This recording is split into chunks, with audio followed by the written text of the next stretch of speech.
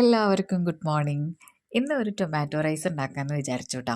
കുട്ടികൾക്ക് ഇന്ന് അവധിയാണ്. അതുകൊണ്ട് തന്നെ അന്ന് രാവിലെ തന്നെ ടൊമാറ്റോ റൈസ് ആവാമെന്ന് വെച്ചു. ഞാൻ ആദ്യമായിട്ടാണ് ടൊമാറ്റോ റൈസ് ഉണ്ടാക്കണത്. കഴിച്ചിട്ടുണ്ടെങ്കിലും ആദ്യമായിട്ടാണ് ഞാൻ ഉണ്ടാക്കി നോക്കണത്. അപ്പോൾ ഇന്നലെ ഒരു വീഡിയോ കണ്ടപ്പോൾ തുടങ്ങിയ ഒരു ആഗ്രഹമാണ് ടൊമാറ്റോ റൈസ് ഉണ്ടാക്കുക എന്നുള്ളത്.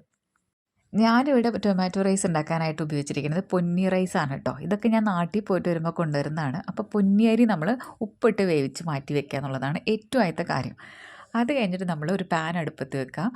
ആദ്യം തന്നെ കുറച്ച് പട്ട, ഗ്രാമ്പു, ഏലക്ക, കുറച്ച് വലിയ ജീരകം കൂടി പൊട്ടിച്ചിട്ട് കുറച്ച് കാഷ്യൂ നട്ടും ഒരു സവാളയും അതുപോലെ കുറച്ച് കറിവേപ്പിലയും ഇഞ്ചി വെളുത്തുള്ളി പേസ്റ്റും ടൊമാറ്റോ അരച്ചതും അതിൻ്റെ പ്യൂരി ചെയ്തതും കൂടി ഇട്ടിട്ട് നന്നായിട്ട് സോട്ട് ചെയ്തെടുക്കാം. അതിനകത്തോട്ട് കുറച്ച് മഞ്ഞൾപ്പൊടി, ഒരല്പം മല്ലിപ്പൊടി, ഒരല്പം മുളക് പൊടി, ആവശ്യത്തിന് വേണ്ട ഉപ്പും കൂടി ഇട്ടിട്ട് നന്നായിട്ട് വഴറ്റി വെക്കുക കേട്ടോ. അതൊന്ന് എണ്ണ തെളിഞ്ഞ് വരുമ്പോഴേക്കും അതിലേക്ക് വേണ്ട ആവശ്യത്തിനുള്ള ഉപ്പും കൂടി നമ്മൾ ഇട്ട് റെഡിയാക്കി വെക്കണം. എന്നിട്ട് നമ്മൾ വേവിച്ച് മാറ്റി വെച്ചിട്ടുള്ള ചോറ് കൂടി ഇട്ടിട്ട് നന്നായിട്ട് ഇളക്കി യോജിപ്പിച്ചെടുക്കാം കേട്ടോ. ഭയങ്കര ടേസ്റ്റാണ്, കാണാനും നല്ല ഭംഗിയാണ്. എൻ്റെ കിച്ചണിലെ ലൈറ്റിങ് ശരിയല്ലാത്തതുകൊണ്ടാണ് അത്ര ഭംഗിയായിട്ട് കാണാത്തത് കേട്ടോ.